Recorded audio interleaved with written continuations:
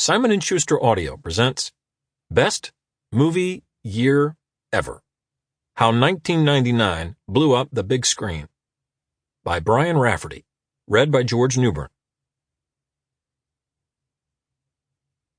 Prologue. Losing all hope was freedom.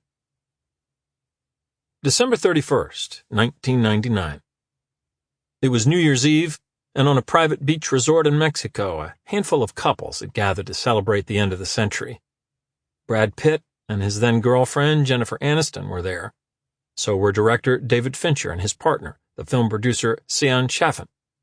For the last few months, they'd watched the world react with fury to Fight Club, Pitt and Fincher's bruising new tale of chaos-loving alpha maniacs. The movie was an assaultive, big-budget takedown of late 90s values with a catchphrase so recognizable. The first rule of Fight Club is, you do not talk about Fight Club, that Aniston had spoofed it while hosting Saturday Night Live that fall. But although people had talked about Fight Club, often angrily, few moviegoers had actually shown up to watch it. The film had barely earned back half its budget at the box office, making it among the biggest commercial failures of the two men's careers. By the time the group arrived in Mexico, says Fight Club producer Chaffin, we were still licking our wounds. Joining them on the getaway was Mark Gervitz, a high-powered manager who worked with Aniston, and had come to the island with his then-fiancée. He remembers the early moments of their trip as being largely relaxed, so much so that he felt comfortable enough to prank his companions, putting fake snakes and scorpions in their beds.